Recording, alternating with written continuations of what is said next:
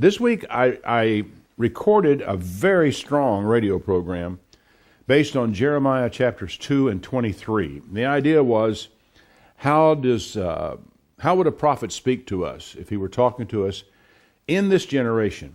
Not only to us as a public, but to those of us who carry the role of preacher, teacher, or what have you.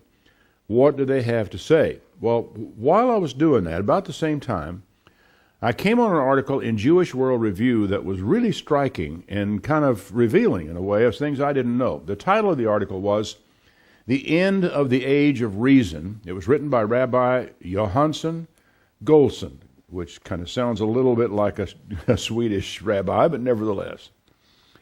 I'm often fascinated by the wisdom of the Jews.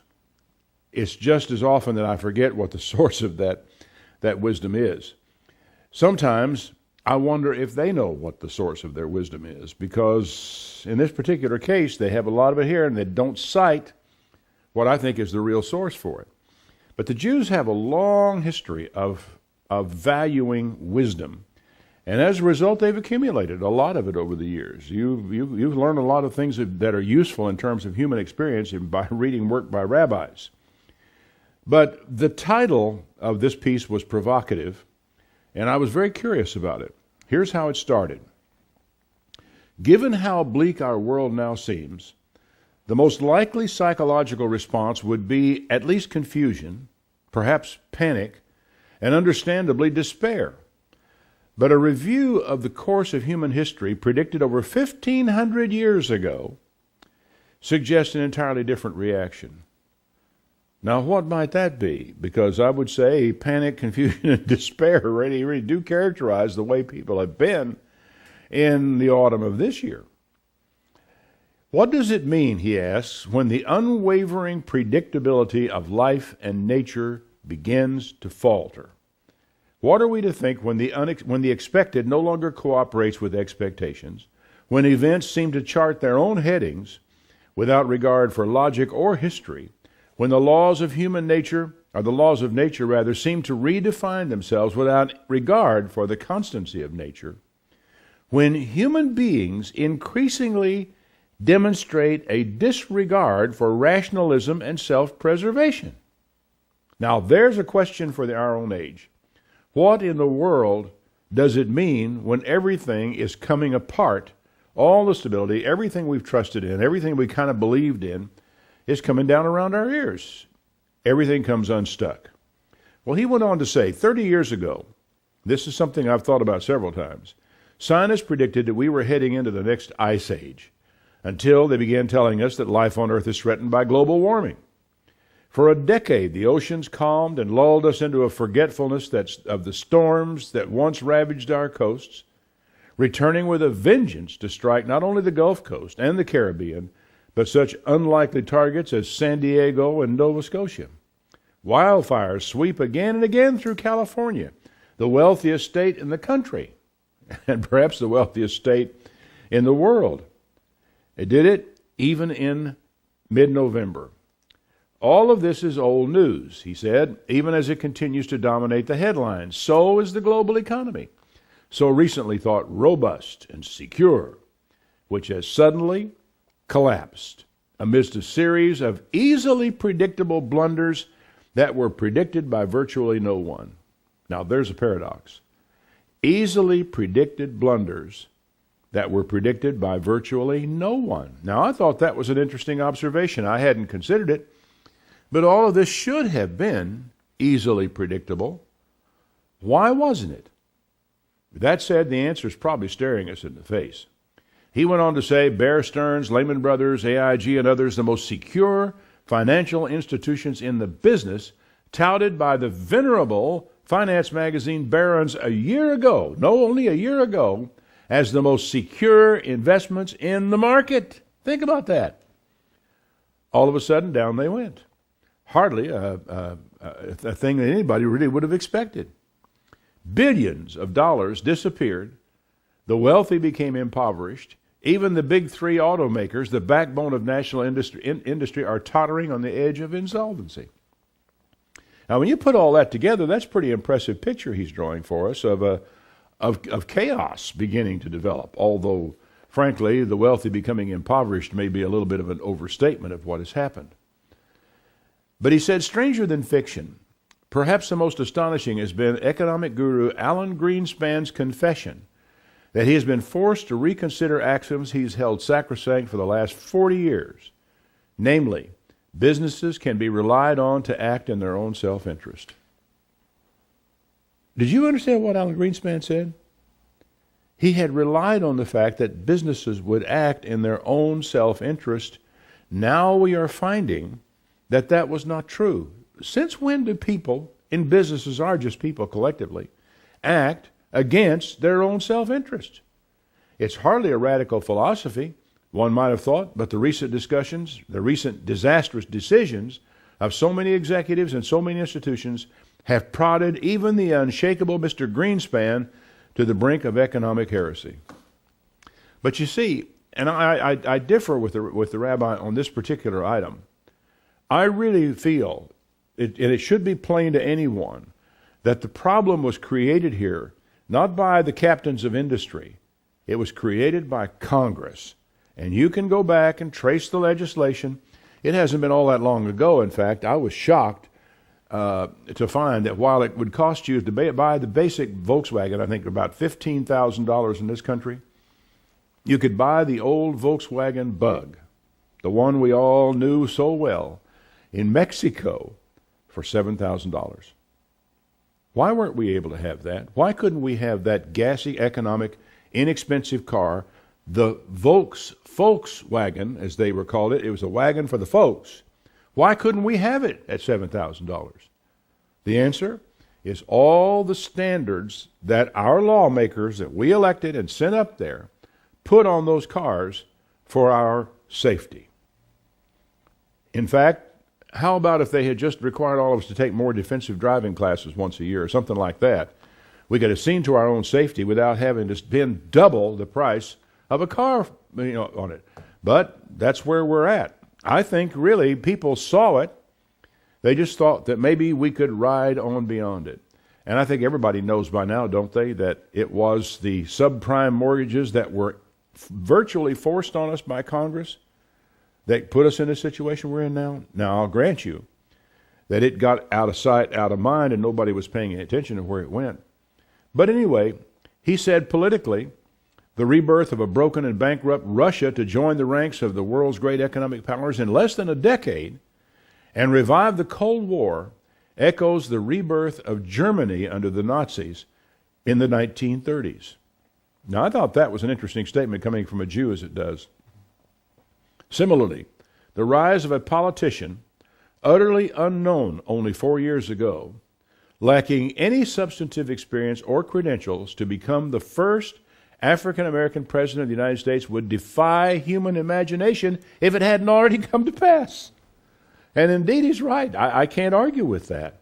If you had predicted this would have, 4 years ago, that this would be what happened, nobody would have believed you. Now, he comes down to where he's talking about. He says the most likely psychological response would be confusion, perhaps panic, understandably despair. But a review of the course of human history, anticipated by the Talmud 1,500 years ago, suggests an entirely different reaction. Confidence. Now, I must say, I was totally taken aback by that conclusion. And when I got to that part of the article, I thought, well, I've got to talk about this to you folks, because how in the world would all of this lead to confidence? After reading the rest of the piece, I think what he was speaking of is what our reaction should be and could be, not what the normal psychological response could be, because all you got to do is look at the newspapers to find out what that is. What followed in the piece was what he called a partial list of what the sages of the Talmud had predicted the future would bring. He did it under the heading of the shape of things to come. He follows with a list of predictions from the old rabbis. Now, listen carefully to these as they go along and see if anything sounds familiar to you. A generation in which troubles flow like a river, growing stronger without interruption, clearly descriptive of a time when news headlines would report greater catastrophes from day to day and week to week. A generation when the halls of divine wisdom become houses of immorality, describing an age when depravity would become acceptable under the new religions of political correctness and non-judgmentalism, a time of feast and famine, suggesting an era characterized by unimaginable disparity between the wealthy and the poor, rapidly shifting fortunes from rags to riches, and new records as stock markets spike and tumble from one day to the next. Well, that sounds an awful lot like what we have been reading in the newspapers for some little time now, doesn't it? Surely it does to me. Of course, that could be mere hindsight on the part of the author, but he is citing the old sages, the sages of the Jewish religion. Now, what struck me as I read it, though, that it was a prophecy, and being drawn from a prophecy much older than the Talmud, that when these prophecies were originally handed down, that they're citing here, there was no Talmud. And I was rather fascinated that nowhere in his piece did he ever cite a single scripture. He never cited anything from the Old Testament at all, of Isaiah or Jeremiah or anyone. He just cited the sages of the Talmud. And he's got to know that these fellows did not come up with this on their own. They didn't just imagine it. They didn't have a vision in the night. They knew that these things would come about because of what they read in the book. Anyhow, the description of a generation when the halls of divine wisdom become houses of immorality. Where'd that come from? Now realize, as I go on with this, that the prophets, as they're spoken of in this way in the prophets, were, the better word in English would be the preachers. The people who stand up and preach to the people. Listen to how he says this in Jeremiah 23, verse 9. My heart within me is broken because of the prophets, the preachers. All my bones shake. I am like a drunk. I am like a man whom wine has overcome because of the Lord and the words of his holiness. What God has told me has made me shake and tremble. For the land is full of adulterers. Because of swearing, the land mourns. The pleasant places of the wilderness are dried up. Their course is evil, their force is not right. For both preacher and priest are profane. Yea, in my house I have found their wickedness. Now, what are we supposed to think that means? Now, you might not have thought that Jeremiah was talking about the far future, but the Jewish sages read him that way. They realized he was looking on down to a later time. I know I certainly look at it that way. And they described the new religions of political correctness and non-judgmentalism. We mustn't judge people. We mustn't criticize people. The new religions could not bring themselves to condemn immoral behavior. Adultery, well, you shouldn't do it, but, we have to understand people are people. Homosexuality, yes, the Bible condemns it, but we mustn't judge. And so on it goes.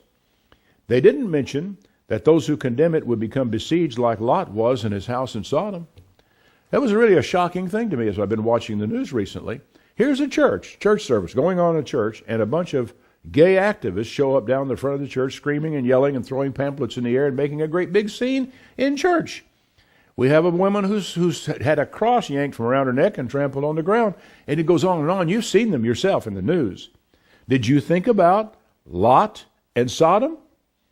And how when he had the angels that came to Sodom, he asked them to come into his home. They came in, closed the door, and the people came in all around him, ready to invade his house, but dragged these guys out of there so that they could have their way with them.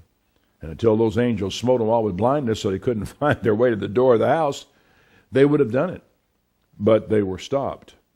The parallel with what's going on in the streets of San Francisco today, I mean, it's right there for anybody who wants to look at it.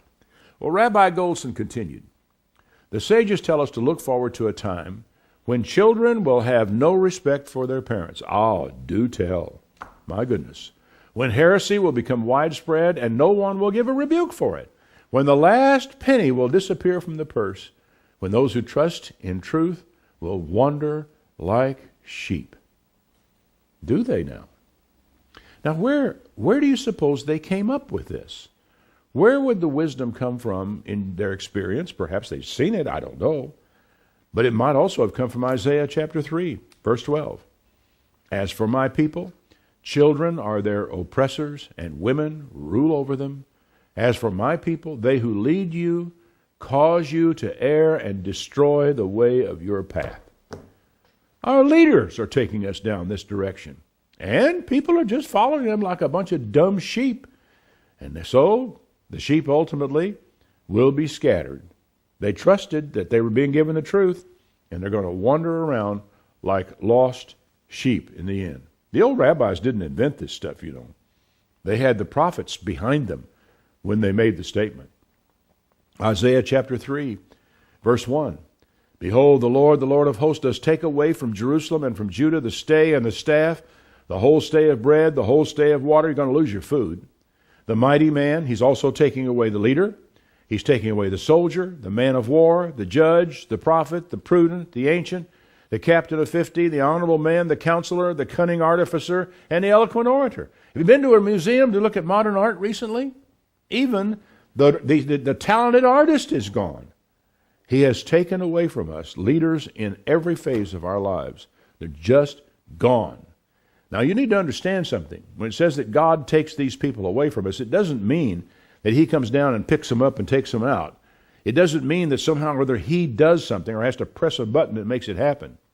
It happens because of the way we treat people who try to lead the way leaders are supposed to lead. We won't follow them, we won't listen to them, and so the next thing you know, they're gone. When you make leadership too expensive for a person to exercise it, he'll stop. That's kind of where we are. Then he said this, I will give children to be their princes.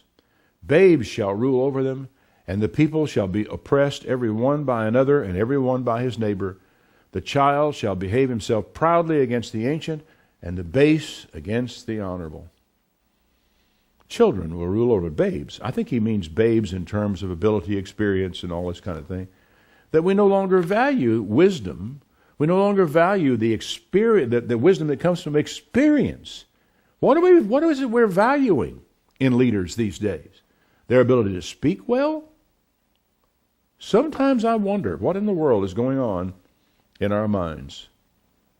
The next thing, the rabbis, by the way, got the idea from the same place the Apostle Paul got it.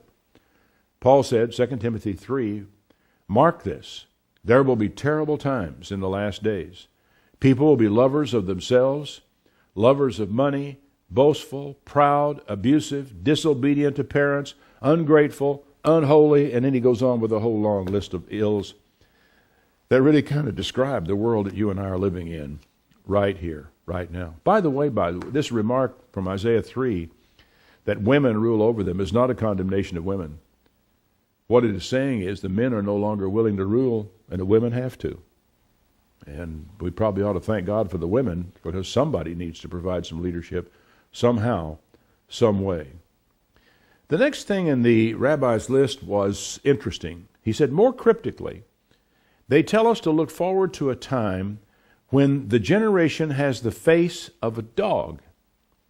Now, what in the world? Where would they come up with that? I was puzzled at first when I read this. Dogs are best known for their loyalty. The sages foresaw a time when an entire generation would have only the face of a dog, maintaining the appearance of valuing loyalty while essentially forsaking loyalty in favor of personal advantage and self-interest. Moreover, and this is what I thought was interesting, a dog walks out in front of its master, appearing as if it were the leader. The time would come, predicted the sages, when leaders would, dog-like, constantly look back for approval from the court of public opinion, standing out in front, but asserting none of the qualities of leadership. And boy, have we seen that. We live in the days of opinion polls. The leaders up there don't do anything unless they check the opinion polls. It's like the guy rushing around saying, have you seen a group of people wandering through here? Well, no. He said, well, I got to find them. I'm their leader, and I'm supposed to be out in front. And that basically is where we're at. Leaders want to know where we are and what direction we are, and they get out in front of us like a good bird dog. And dogs do that. If you're walking down the road, if you're walking north, the dog will be out in front of you. You turn and walk the other way, the dog will come and try to get in front of you again. It's handy if you're walking through an area where there are landmines. But if you're looking for leadership from your dog, you're looking in the wrong place. And I'm sorry, I'm afraid we're letting that happen to us right here, right now. I thought at first this was an original idea the sages had. But after I thought for a moment, I said, no, this also came from the prophets. Isaiah 56, verse 9. All you beasts of the field come to devour, all you beasts in the forest. His watchmen are blind. The people who we set up there to keep watch for us and watch out for us are blind. They can't see anything. They are dumb dogs that can't bark, sleeping, lying down, loving to sleep. And isn't that a dog for you? They get their chance to lie down, be quiet. Next thing you know, they're gone. I had a bird dog once that liked to sleep by my bed at night, and she snored so loudly I could hardly sleep. They like that sleep. They are greedy dogs. That's another thing. They can never have enough.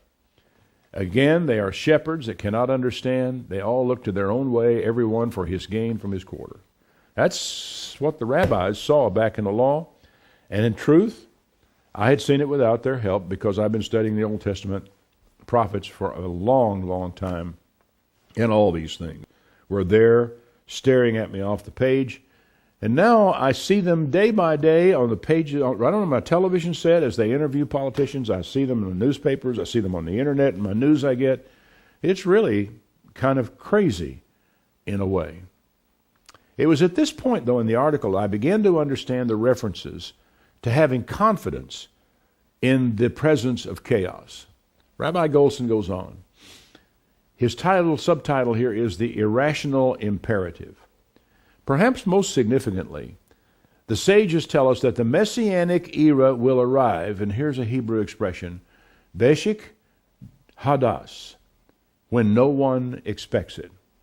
Does that sound familiar? It should if you read your Bible. In an age when human resilience is strained beyond all natural limits by the tribulations of a world gone mad, when no one has attention for anything other than survival, when hopelessness has descended upon every corner of civilization, at that moment, the ultimate redemption will turn the tables on the pundits who prophesy imminent disaster and total devastation. So the confidence he's talking about comes from the expectation of the Messianic era. And they are right about it to a certain extent. There are aspects of it where I would differ with them. So would Jesus.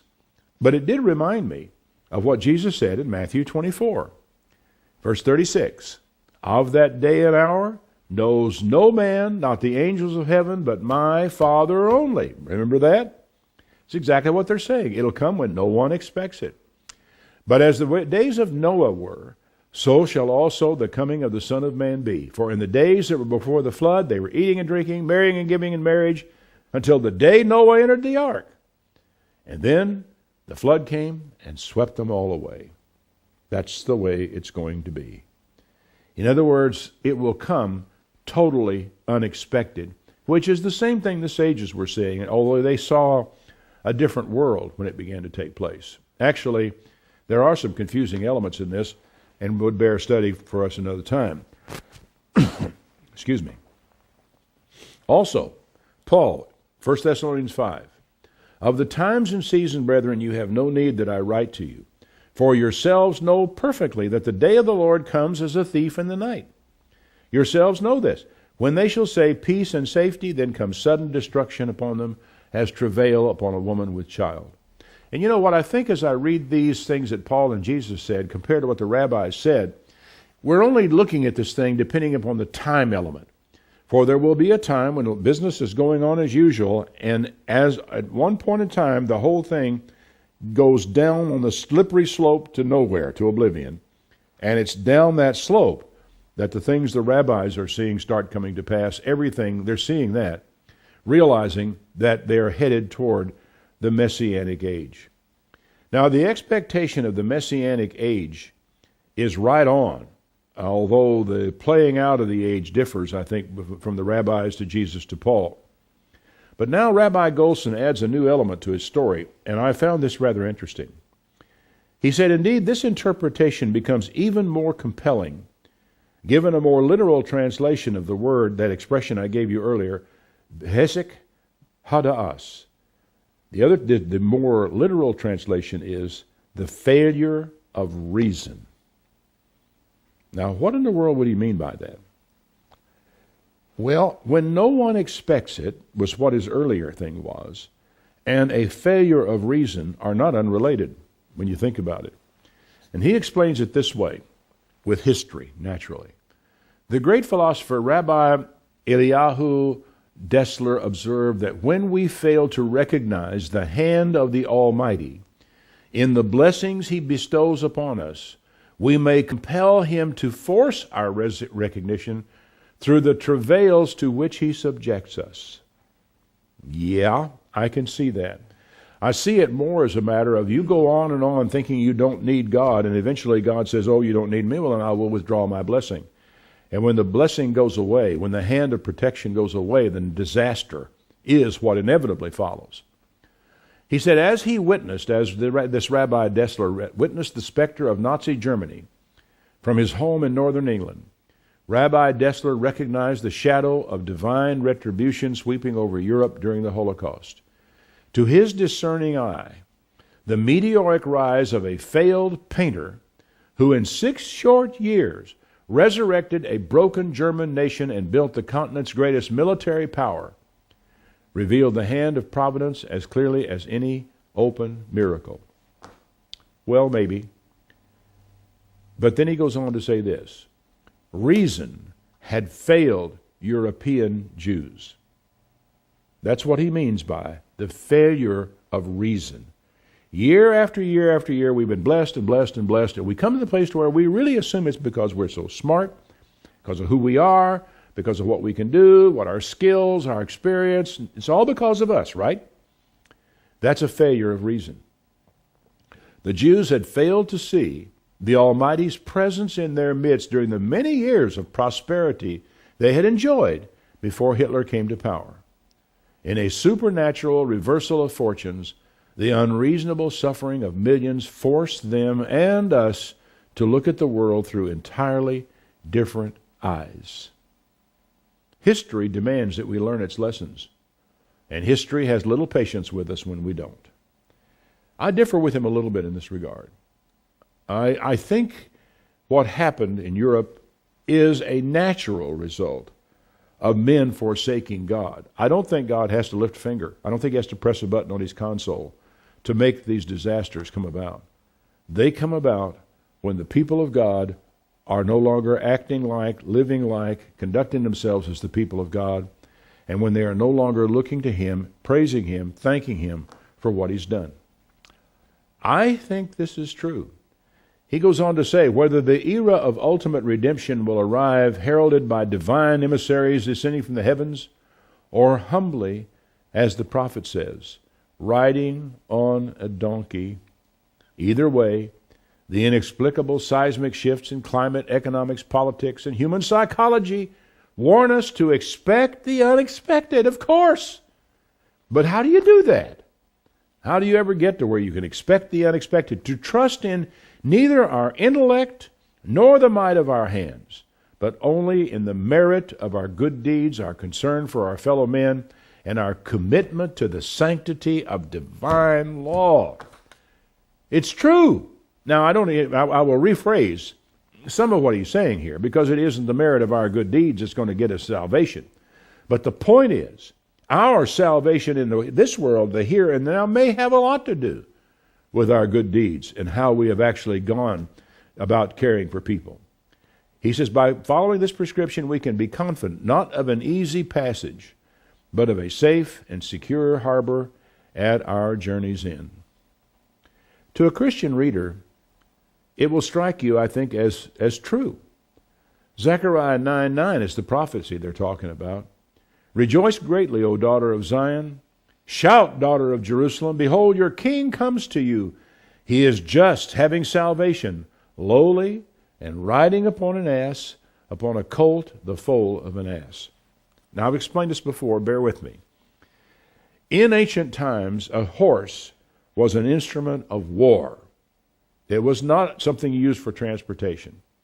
And so when the king comes riding upon a horse, he is seen coming to fight. When he comes riding upon an ass, he is seen as coming in peace. This is why in the Old Testament you will sometimes find references to the king's mule as opposed to a horse. That is a means of transportation, not something you use to fight. So that's the references that are here. Then in Matthew 21, verse 1, where this is cited, that when they drew near to Jerusalem, they get close to the Mount of Olives, Jesus sent his 2 disciples and said, "Go to the village opposite, and straightway you'll find an ass tied and a colt with her. Loose them and bring them to me. If somebody says to you, 'What are you doing?' say, 'The Lord has need of them,' and immediately he will send them." All this was done that it might be fulfilled which was spoken by the prophet, saying, "Tell the daughter of Zion, behold, your king comes unto you, meek and sitting upon an ass, and a colt, a foal of an ass." The disciples went and found as Jesus commanded them, and they brought it and set him on it, and then he went into Jerusalem with people shouting, "Hosanna," children cheering his arrival, with people actually putting palm fronds and their coats down in the roadway for him to walk over. I thought the rabbi's conclusion was especially telling, and it spoke to the fact that ultimately we share the same God. We interpret things differently, but we still serve that God of Abraham. He said, "The inexplicable seismic shifts in climate, economics, politics, and human psychology warn us to expect the unexpected, to trust in neither our intellect nor the might of our hands, but only in the merit of our good deeds." And I think by this, but we need to really giving attention to how we treat one another. He goes on to say, our good deeds and our concern for our fellow men and our commitment to the sanctity of divine law. In other words, we commit to actually ordering our lives according to the instruction that God has given in the book regarding the way, that we recognize that the law of God is a testimony to how a person should live his life. And we respect that. It reminded me of something that Paul warned about in 1 Corinthians chapter 13. Remember this one? "If I speak with the tongues of men and angels, but have not love, I am like a sounding gong or a clanging cymbal. All the speech, all the tongues, all the oratory means nothing without love. If I have the gift of prophecy, I can fathom all mysteries, all knowledge. If I have a faith that can move mountains, and I don't have love, I'm nothing." People can pursue prophecy all they want. They can write up their doctrinal papers. They can lay out their charts. And I don't know how many of them I've seen over the years in different colors and pencils and diagrams and so forth of 1,260 days and 42 months and 1,335 days, and on it goes. I've seen it again and again. They will still, all these people will be totally blindsided by the return of Christ if they aren't acting day after day after day with love. I had a surprising call last night, a little bit before bedtime. It came from a fellow that I had just taken some instruction in, some firearms instruction with him. He taught, teaching us how to shoot a handgun. Interesting fellow. It turned out, had been listening to my radio program along the way. And he called me to talk about something that had struck him and he had never really quite gotten before. It came from my program he'd just listened to Sunday morning. And what he said was, in Matthew 25, where he separates the sheep from the goats, he turns to those on his right hand and he says, "Blessed are you, my Father." And he ticks off one by one the things that they had done. He didn't just group them together. He actually specifies what they were.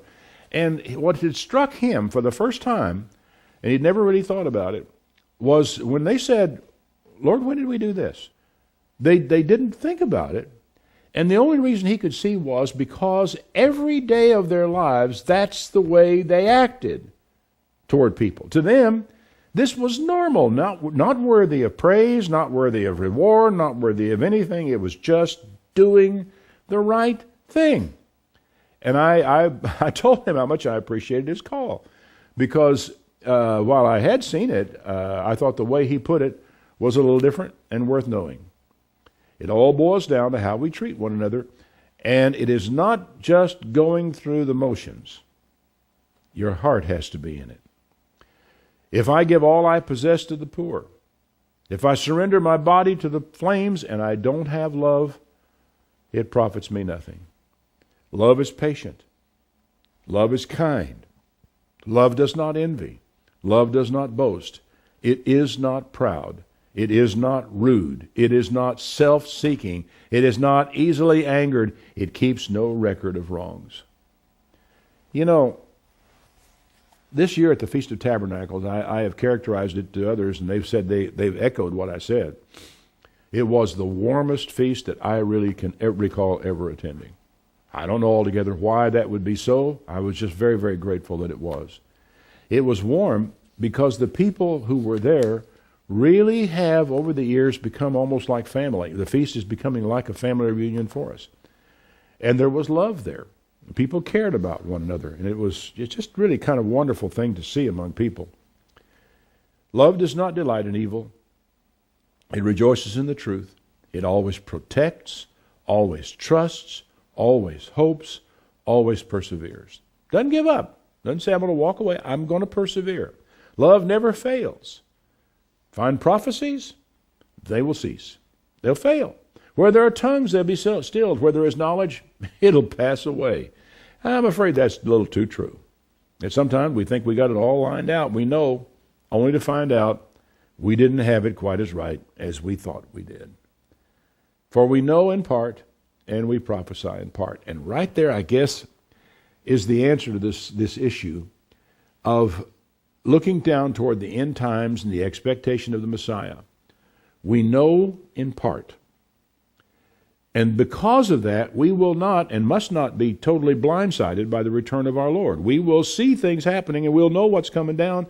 And consequently, we will have that confidence that the rabbi was talking about, as opposed to the confusion that most of the people around us will be experiencing at that time.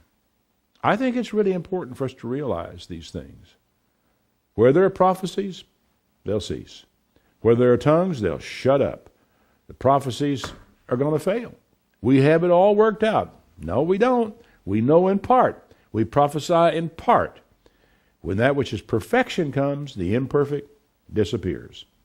When I was a child, I talked like a child. I thought like a child. I reasoned like a child.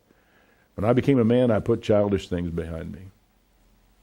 I guess the failure of reason is because we have found ourselves reasoning like children. But now we see a poor reflection, like a mirror. Then we shall see face to face. Now I know in part. Now I know in part, then I shall know fully, even as I am fully known. Now there remain these three: faith, hope, love, and the greatest of these is love. When the rabbi spoke of the failure of reason, he was not advocating reason as a savior. He was talking about a kind of willful blindness, a commitment to this world and this society as a safe place. That we put down our roots. We feel secure. We've found a community where we can live. It's like a person who gets into a gated community where he feels totally safe where he is. The problem is this world is not safe. It never can be safe. It is utterly impossible for it to be safe. His closing words, I thought, were quite apt. By following this prescription, we can be confident, not of an easy passage, but of a secure and safe harbor at our journey's end. It's a testimony to God's constancy that from the prophets to Jesus to Paul and to a degree even to the sages in the centuries following who wrote the Talmud, the message is the same. There is no easy passage, but if we're faithful, there is a safe harbor at the end.